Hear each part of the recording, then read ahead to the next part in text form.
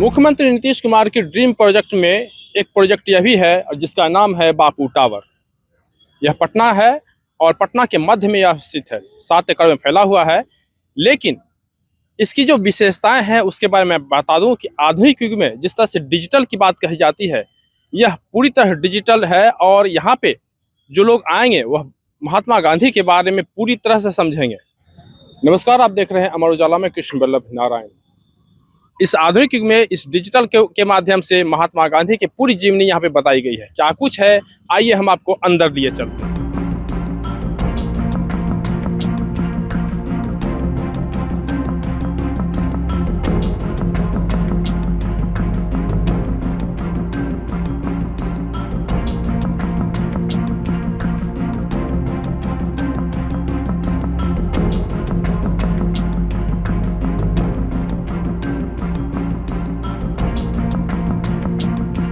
महात्मा कैसे बने, यानी कि बचपन से उनकी घटनाओं को लेकर के हम लोगों ने इसमें पोर्ट्रेट किया है और बचपन की घटनाओं को भी दिखाया। उसके बाद कैसे वो कॉलेज जाते हैं और कैसे लंदन में पढ़ाई करते हैं बैरिस्ट्री की, और फिर पढ़ाई करके जब वापस आते हैं तो फिर यहाँ से वो दक्षिण अफ्रीका जाते हैं कोर्ट की पैरवी मतलब किसी केस की पैरवी के लिए।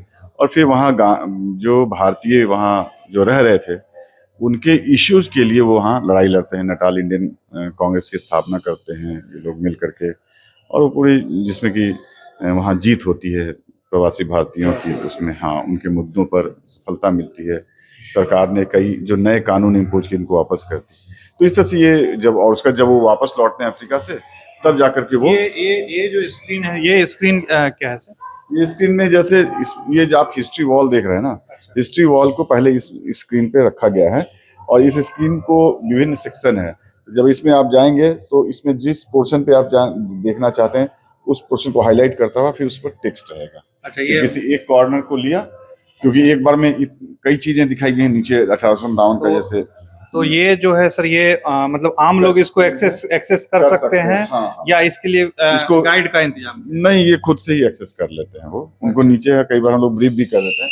ये स्क्रीन कर सकते हैं, जो छोटा बड़ा सब कर सकते हैं। इसको टच स्क्रीन है ये, और काफी फ्रेंडली है। हिंदी और इंग्लिश दोनों लैंग्वेज में, देखिए यहाँ से इंग्लिश लैंग्वेज भी है, दोनों माध्यम में है। तो ये हर गैलरी में ये व्यवस्था है लोगों के लिए।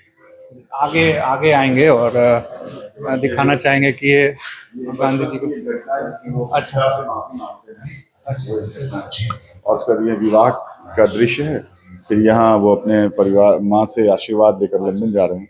तो लंदन जाने की जो ये भी ये गांधी जी के बचपन का दिखाया गया है। ये विवाह का है और ये बचपन की घटना है जिसमें गांधी जी की बुरी संगत हो जाती है, तो बाद में उनको पछतावा होता है। तो उस बुरी संगत के लिए वो जो चोरी करना, झूठ बोलना, ये सब सीख जाते हैं। तो इन सब चीजों के लिए वो माफी मांगते हैं पिता से। परिवार के बारे में बताया गया। हाँ, परिवार जैसे धार्मिक परिवार था। तो ये आप देखे होंगे स्क्रीन के पीछे वो एक जो दृश्य है उससे पता चलता है कि परिवार धार्मिक था। और इसमें आप ये देखिए जितने फसाड का इस्तेमाल किया गया है, ग्रीन वाला, ये इनके जो पोरबंदर वाला घर है उसी का जो आर्किटेक्चर है उसी को रिप्लिकेट किया गया है। अच्छा, मतलब पोरबंदर में जिस तरह से गांधी जी का जो है उसी आर्किटेक्चर पे ये उसको यूज किया गया यहाँ, ताकि वो माहौल लग सके कि हाँ वो गांधी जी का जो घर था वो इस तरह का था। और उसके बाद वो इधर लंदन वाला ये किस चीज इसके बारे में बताएं? जो लंदन में जो पढ़ाई की उन्होंने बैरिस्ट्री की, वो इसमें यहाँ पूरा दिखाया गया है। तो यहाँ पे हम दिखाएंगे कि यहाँ ये गांधी जी जो लंदन में जिस तरह से पढ़ाई कर रहे थे उसके बारे में दिखाएंगे। और लंदन के जीवन का देखिए, जैसे कोट टाई पहने हुए गांधी जी हैं, कि कैसे वो वहाँ का स्टडी रूम, वहाँ का खाने पीने का मेस, ये सब 3D ये हाँ 3D इमेज है। और इंफॉर्मेशन कियोस्क में भी है, लोग इसमें जा करके टच स्क्रीन के जरिए की व्यवस्था की गई है। व्यवस्था की गई है, हिंदी और अंग्रेजी दोनों मीडियम में है ये। अच्छा। और इसके बाद यहाँ से अध्ययन करने के बाद जब वो बैरिस्टर हो जाते हैं, तब अगला सेक्शन इसमें है जब वो दक्षिण अफ्रीका जाते हैं। यहाँ क्या बताया गया है? ये जो इनर टेम्पल, वो कॉलेज का ही एक दृश्य क्रिएट किया गया है। इनर टेम्पल में इन्होंने पढ़ाई की थी। अच्छा। तो वही पूरा ये जो कॉलेज है ना बैरिस्ट्री, जहाँ उन्होंने किया था, उसका ही पूरा एक दृश्य, एक इन्वायरमेंट इन्होंने क्रिएट किया गया है। जी इसमें बताया गया है गांधी जी का लंदन से परिचय, हाँ, कि गांधी जी ने वहाँ कैसे इनर टेम्पल में ही उन्होंने बैरिस्ट्री की पढ़ाई की एडमिशन लेकर के, और फिर वो वकील बनते हैं, और फिर जब बाद में जब दक्षिण अफ्रीका जाते हैं तो वो दक्षिण अफ्रीका के सेक्शन यहाँ पे। तो यहाँ आप देख सकते हैं, यहाँ गांधी जी का लंदन से जो परिचय है उसमें बताया गया है, स्पष्ट लिखा है कि लंदन में गांधी जी ने अपने आप को ब्रिटिश साम्राज्य के केंद्र में पाया। यह एक औद्योगिक महानगर था जहाँ विभिन्न देशों और जातीयता के लोग रहते थे। नगर में रहने वाले 1000 भारतीयों में से गांधी जी एक थे। इसमें भारतीयों में उस छोटे समुदाय से संबंधित थे जो चिकित्सा और कानून विषय में पेशेवर डिग्री के लिए यहाँ आए थे। मतलब बताया गया कि गांधी जी लंदन क्यों आए थे, उस समय लंदन में कितने भारतीय रहते थे। ये इसके बाद अंदर जाएंगे। ये हम लोग दक्षिण अफ्रीका का एक हिस्ट्री वॉल है, ये दक्षिण अफ्रीका का हिस्ट्री वॉल है, इन जिसमें वहाँ भारतीयों की क्या स्थिति थी, किस तरह से वो गुलामी का जीवन जी रहे थे, बंधुआ मजदूर का जीवन जी रहे थे, ये इसमें दर्शाया गया है। और आप देखिएगा कि उसको पोर्ट्रे किया गया है। और उसके बाद वो एक बहुत प्रसिद्ध दृश्य है, आप देखेंगे इस तरफ, जिसमें कि गांधी जी को फर्स्ट क्लास का टिकट होने के बावजूद ट्रेन से उतार दिया गया था, वह दृश्य इसमें दिखाया गया। उससे संबंधित एक वीडियो भी है, और वो कैसे टीटी उनको उनका सामान बाहर फेंक देता है। और पीटर मैरिट्सबर्ग वो स्टेशन था जहाँ पे उनको फिर रात में रुक कर इंतजार करना पड़ता है। तो पीटर मैरिट्सबर्ग की घटना है वो, ये जो घटना हुई थी ये तस्वीरों के जरिए दिखाया जा रहा है। और यहाँ पे जो लोग आएंगे वो देख पाएंगे कि उनके साथ जो घटना घटी थी जब वो दक्षिण अफ्रीका जब जा रहे थे, और किस तरह से ट्रेन से उन्हें बाहर किया गया था, वो सारी तस्वीरें यहाँ पे अंकित की गई हैं। वीडियो के जरिए यह दिखाया जा रहा है ताकि लोगों के दिमाग में ये बात आ सके और लोग उसको याद रख सकें, क्योंकि किताबी बातें और जो तस्वीर जो बातें दिखती हैं, जब किसी को किसी मुद्दे पे जब हम फिल्म देखते हैं, कोई ऐतिहासिक फिल्म देखते हैं, तो जहन में याद रह जाती है, और इसी वजह से ये सारे चीज भी दिखाए। और यहाँ पे देखे सर, यहाँ पे बताइए की घटना, एक और घटना घटती है जब बग्घी से उनको उतारने की कोशिश होती है। हालांकि गांधी जी अपने जिद की वजह से और फर्म डिसीजन की वजह से वो उतरते नहीं है, क्योंकि उनको उतार करके बग्घी के नीचे बैठने के लिए उनको कहा जाता है। लेकिन गांधी जी इसका काफी विरोध करते हैं, और विरोध के बावजूद लेकिन वो बेइज्जती उनकी होती है। उसी घटना को यहाँ दिखाया गया है कि गांधी जी को कोचवान के साथ बैठाया गया, फिर वहां से उतार के नीचे करने की कोशिश की गई। और इस सेक्शन में आप देखेंगे कि गांधी जी जो वहाँ साउथ अफ्रीका गए तो वहाँ जो वकालत किया, जो भारतीयों के साथ उन्होंने टीम बनाया, उनके बीच किस तरह के काम किए, सोशल वर्क किया उन्होंने। और वहाँ नेटाल इंडियन कांग्रेस का गठन जो होता है उसमें वो सक्रिय होते हैं। और तो अलग अलग छोटी छोटी फोटोग्राफ जो आर्काइवल फोटोग्राफ्स हैं, उनके जरिए दक्षिण अफ्रीका में हुई घटनाओं को पोर्ट्रे किया गया। उसके साथ कैप्शन भी लगाया गया है ताकि हमारे दर्शक को समझने में मदद मिले। ये सामने उनका अटॉर्नी जो के रूप में उनका चैम्बर को एक दिखाया गया है, और कहा जाता है कि उस दौर में ये अकेले ब्लैक काले वकील थे, अदरवाइज सारे गोरे वकील ही वहाँ हुआ करते थे। और इसके बाद दक्षिण अफ्रीका में गांधी जी ने जो काम किया उस पर एक फिल्म यहाँ चलती है, 8-10 मिनट की फिल्म है दक्षिण अफ्रीका में सत्याग्रह पर, तो वो आप देख सकते हैं।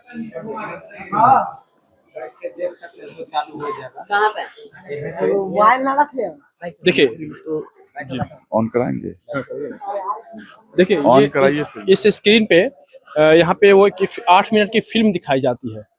जो आदमी यहाँ पे आ रहे हैं देखने के लिए, वो यहाँ पे फिल्म देखेंगे, और इस फिल्म को देखने के बाद लोग महात्मा गांधी के जीवन से संबंधित जो बातें हैं वो जान पाएंगे। बैठ जाइए, होंगे आप इधर आइए, यहाँ इसी में दिखाइए ना, यहाँ सामने दिखाइए, इस स्क्रीन में देखिए। यहाँ दक्षिण अफ्रीका में गांधी जी ने 2 महत्वपूर्ण फार्म हाउस की स्थापना की थी। एक था फिनिक्स सेटलमेंट और दूसरा था टॉल्स्टॉय फार्म। जो रेड कलर का ब्रिक वाला जो दिख रहा है वो टॉल्स्टॉय फार्म है। तो इसके जरिए उन्होंने सत्याग्रहियों को एकत्र किया और आंदोलन किया उन्होंने। ये देखिए, ये फिल्म अब स्टार्ट हो गई है, दक्षिण अफ्रीका में सत्याग्रह जो गांधी जी ने चलाया। और ये देखिए हॉल है, और इसमें लोग बैठकर फिल्म देख रहे हैं महात्मा गांधी को से संबंधित। ये 8 मिनट की फिल्म है जो यहाँ पे लोग बैठकर देखते हैं।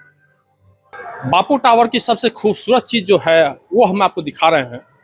ये जब हम यहाँ पे आते हैं ये चारों तरफ से राउंडिंग है और यहाँ से लोग घूमते हुए सारी तस्वीरें एक साथ देख सकते हैं।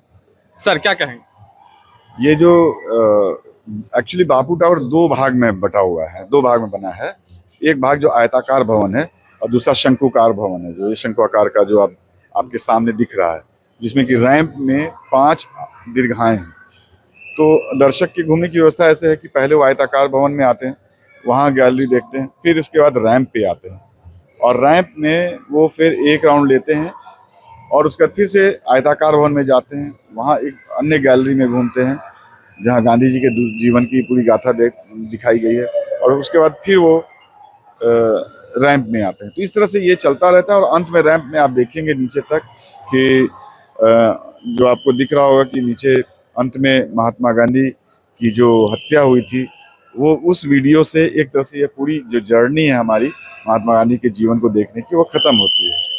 तो इस तरह से हमारे जो दर्शक हैं महात्मा गांधी जी के जीवन के साथ साथ बिहार में महात्मा गांधी की भूमिका, जिसमें महात्मा गांधी बार बार आते हैं, आप जानते हैं कि चंपारण सत्याग्रह में तो आए ही, उसके अलावे वो 46-47 के दौर में भी कई बार आए।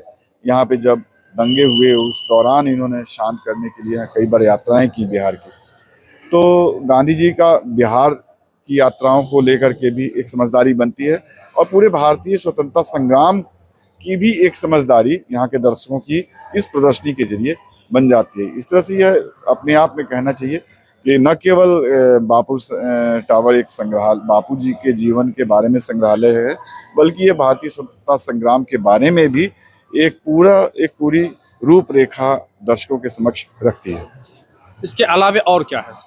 महात्मा गांधी के अलावे और क्या क्या है? देखिए, महात्मा गांधी के अलावा जैसे सुभाष चंद्र बोस का भी एक सेक्शन है हमारे यहाँ, जो महात्मा सुभाष चंद्र बोस ने जो आज़ाद हिंद फौज बनाया और कैसे वो उसने अंग्रेजों के खिलाफ लड़ाई में महत्वपूर्ण रोल प्ले किया, उसको भी यहाँ दिखाया गया है।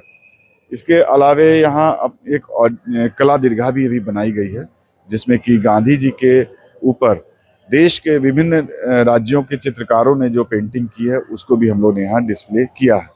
तो अभी दर्शकों के लिए एक सुअवसर है कि देश भर के कलाकार गांधी जी को कैसे देखते हैं, उनको वो समझ सकते हैं, देख सकते हैं। अच्छा, कोई कार्यक्रम जैसे बाहर कोई जैसे बापू सभागार जिस तरह से है, क्या उस तरह का भी यहाँ पे की व्यवस्था है जहाँ पे कोई कार्यक्रम किए जा सकते हैं? हम लोग के पास एक छोटा सा सभागार है, 160 सीटों का है, तो उसमें कार्यक्रम हम लोग करते हैं और गांधी जी से संबंधित कार्यक्रम किए जा सकते हैं। कल सांस्कृतिक कार्यक्रम किए जा सकते हैं, सामाजिक और आर्थिक मुद्दों के कार्यक्रम किए जा सकते हैं और उसकी एक व्यवस्था है, उसके बुक करने का एक सिस्टम बनाया गया। उसके सिस्टम के तहत कोई भी इसको बुक करके, सिस्टम क्या है? मतलब जैसे उसका एक शुल्क निर्धारित है, शुल्क के हिसाब से लोग शुल्क देकर उसको आरक्षित करते हैं।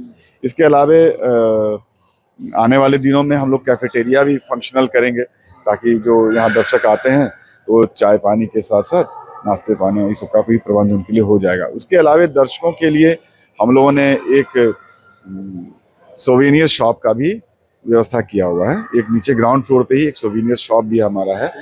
हाँ है, फंक्शनल है वो, जिसमें कि दर्शक अपने साथ स्मृति चिन्ह के रूप में यहाँ से किताबें या और भी बहुत सारी चीज़ें हैं, वो चीज़ वो खरीद कर, जैसे गांधी जी की छोटी मूर्तियाँ, गांधी जी के 3 बंदर या गांधी जी के चित्र उकेरे हुए मैग्नेट वाले जो जैसे फ्रीज जगहों पे चिपकाने के लिए आता है, वो सारी चीज़ें वो यहाँ से सोवेनियर जो होता है वो खरीद कर ले जा सकते हैं अपने साथ स्मृति चिन्ह के रूप में। तो सोवेनियर शॉप की व्यवस्था है। अमर उजाला को इतना समय देने के लिए बहुत बहुत धन्यवाद। और एक और सुविधा मैं चाहूँगा बताना कि हमारे जो वैसे जो स्पेशल एबिलिटी वाले लोग हैं, जिनको विकलांग लोग जो हमारे भाई बहन हैं, स्पेशल एबिलिटी वाले लोग, उनके लिए हम लोगों ने व्हील चेयर की व्यवस्था की हुई है और सभी जगहों पे रैंप है। तो वो उस दृष्टि से भी इसको मैं चाहता हूँ कि इस बात को रखा जाए, ताकि जो दिव्यांग हैं उनको भी पूरी सहूलियत का हम लोग यहाँ ध्यान रखते हैं। जी। हमारे साथ विनय कुमार जी थे और यह यहाँ के डायरेक्टर हैं। इन्होंने यहाँ के बारे में सारी बातें बताई और मैं अपील करूँगा अमर उजाला की तरफ से कि आम लोग, आज के जो युवा हैं खासकर, वो महात्मा गांधी को लगभग भूलते जा रहे हैं, लेकिन यहाँ आने के बाद उनके जीवन से संबंधित जितनी भी घटनाएं हैं वो यहाँ पे दिखती हैं, हर तरह से दिखती हैं। फिल्म के जरिए दिखती हैं और तस्वीर के जरिए दिखती हैं। और यहाँ पे उसका आलेख भी यहाँ पे है, लोग जिसको पढ़ सकते हैं, समझ सकते हैं, जान सकते हैं। इसलिए अमर उजाला भी आपसे अपील करता है कि एक बार बापू टावर में आप आइए, और मिनिमम शुल्क है यहाँ पे 50 रुपये शुल्क है, उसको देखेगा। लेकिन यहाँ से जब आप निकलिएगा तो आपको इस बात का एहसास ज़रूर होगा कि जो 50 रुपये हमने जो टिकट में हमने जो दिए हैं, उससे बहुत ज़्यादा हमने ज़िंदगी में पाए हैं। पटना से अमर उजाला के लिए कृष्ण वल्लभ नारायण। अगर आप ये वीडियो YouTube पर देख रहे हैं तो हमारे चैनल को सब्सक्राइब करें और बेल आइकन को दबाना ना भूलें। अगर आप Facebook पर ये वीडियो देख रहे हैं तो हमारे पेज को लाइक करें।